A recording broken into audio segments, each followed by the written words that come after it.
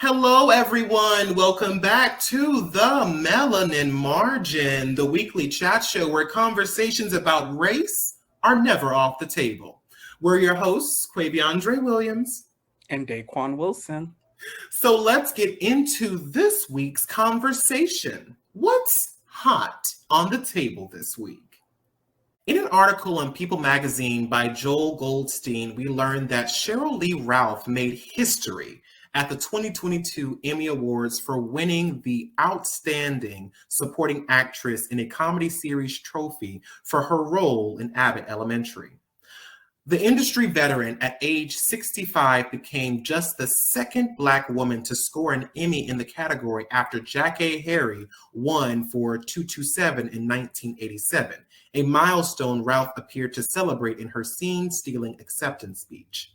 After taking the stage to accept the award from presenters Amy Poehler and Seth Meyers, Ralph burst into song, singing a verse from jazz singer Diane Reeves' 1993 song, Endangered Species. Ralph's impressive singing voice is no surprise. She started her career on Broadway when she won a Tony Award for Best Actress in a Musical for her role in 1981's Dreamgirls. After her song, which earned standing ovations from the crowd, including her fellow nominees, she says, quote, "To anyone who has ever had a dream that you thought wasn't, wouldn't, couldn't come true, I am here to tell you that this is what believing looks like. Like, this is what striving looks like. And don't ever, ever give up on you." So, Daquon, with that amazing speech in mind, what are some of the ways you keep yourself motivated as an artist when your dreams feel just so out of reach? You know, before I even answer, we just got to give another moment for that speech because, baby, that was a word. That was a word, a sermon spoken. I think it's so powerful to hear messages like that because, frankly, it is very hard as an artist when you have these big dreams to stay motivated, stay in the process, and really keep pushing when it feels like everything around you is telling you to quit, give up. This is not going to happen. And I think that for me, something that has been monumental in my development as an artist is really celebrating the small victories and focusing on the small things. Yes, I have this big goal that I want to do. I want to be at a certain place. I want to do certain things, and that's great. But what are the things that I can have mini goals for that will help me get to that place? You know, if I have a goal of, doing a photo shoot, a professional photo shoot, how can I set myself up as a makeup artist to get to that stage? What, in terms of learning new techniques, can I do? Maybe learning a new technique every week or doing makeup once a week or having these small little goals in mind that will help you reach that bigger goal in the future. Because I found that a lot of times, even being able to celebrate something can give you the biggest boost that you need. Mm-hmm. Yeah, I fully agree. One of the major ways that I keep myself motivated is remembering the core of why I became a writer or performer in the first place. The core of why I'm even in this industry has nothing to do with the fame it could bring, the money, or even the lives of the people that I hope to affect. The core of why I write, why I create, is joy. Yes, I write my stories to represent Black queer people in fantasy. We've been through this. Yes, I perform because I have opinions that I want to share and stories that I want to bring to life as an actor. But the core of it all is that doing this brings me joy. It's easy to get caught up in the business side of things. When's the next networking opportunity? When's the next trend you need to jump on while it's hot? And why isn't your engagement higher? And so on and so forth. And while it is necessary if you want to put yourself out there, it can sometimes eat away at your passion for being an artist. Nothing in this world will try you harder than a dream you are trying to see made real.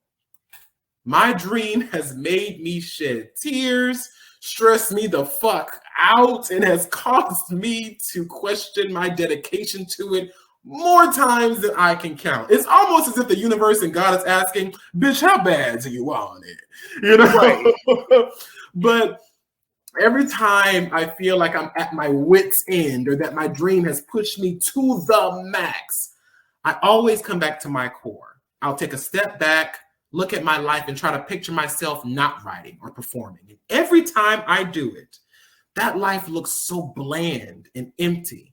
I look at that version of myself in pity because I know that despite the struggles, despite the heartache, despite the frustration my dreams can bring me, I wouldn't trade the fulfillment I get from that for the world. You know, I feel like I'm most myself when I'm writing and performing. And even as I speak now, you know, I realize that much of my inspiration, Daquon, comes to me when I'm just waking up at the start of my day, which means that at my most relaxed state, when I've just woken up from a deep sleep, the first thing on my mind is a new storyline, a plot point, or a new perspective on something I've already written and I need to correct. My motivation for creativity may falter due to, you know, exhaustion and stress. But when I take a beat and let myself breathe, that motivation recharges itself naturally because I feel this passion as a fire in my soul. You see, as long as I'm alive, as long as I'm breathing, the fire that my dreams have lit in my soul may need some timber and a little kindling from time to time, but it will always burn bright. But I think this brings up an interesting question, Daquon. What are some of your methods to overcoming the obstacles that life throws your way in your journey to career success? I think, like you said, remembering why you do what you do is an important thing, because life is going to throw you so many obstacles and you're going to be like, do I even need to do this anymore? Like, life is telling me, no, maybe I should listen to it. But if you remember that why, you're going to be like, I still need to do this. There is still more that I need to do with my art, my career, my creativity, whatever. And I think that another two important things is A, taking breaks, and B, finding community. I think that sometimes when you have an obstacle, it's in your way to give you pause, to give you a time to sit and reflect and think about the path that you're currently going down and feel, is this the right path for me? Not necessarily quitting or giving up, but maybe you need to do a slight pivot, slight diversion into what you're doing and get to your goal another route. And also having community is so important, especially if you're a creative. I find that, you know, me and Andre are both creatives, and it can be cathartic to just have time where we're just like, girl, this, you know, this shit ain't it. My ass. This shit ain't it right now. The creative block is real right now because when you have community, you have other people who are going through similar things that you are going through. And being a creative is inherently something that's very lonely. You have to spend a lot of time in your mind thinking about ideas, coming up with ideas, and it can be leading you to be up at like 2, 3, 4 a.m. trying to get everything out of your mind, trying to do something.